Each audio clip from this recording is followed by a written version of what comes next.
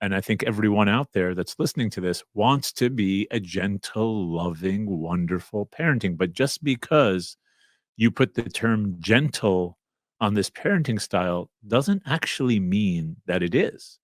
And what scares me about concepts like this is that we get duped very often. We get duped into the sense that we, think that just because they're saying some, modern folk out there or some psychologists that here's the gentle way to take care of your kids, then all of a sudden we start following that approach. And what I'm seeing from this approach of what's called nowadays gentle parenting is that it's completely imbalanced.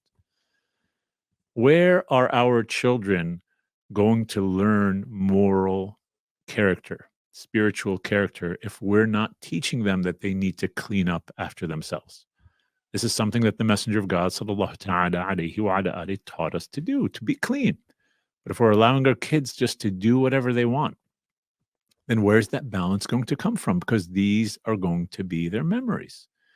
If we're allowing our children to say whatever they want whenever they say it, how are we going to teach them adab, this concept of morality and character, and correct them when they're doing something wrong? That's our responsibility.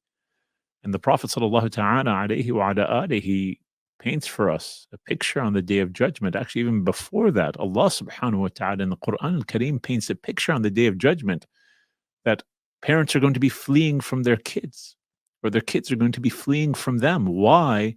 Because everyone has a claim against the other on that day. And what is a child?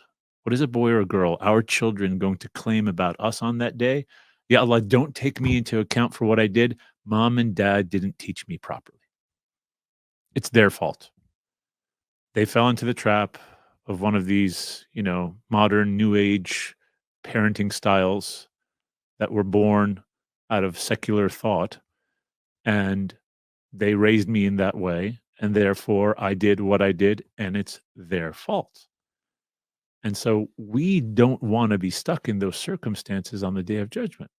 So we want to be able to teach and parent our children in a balanced way,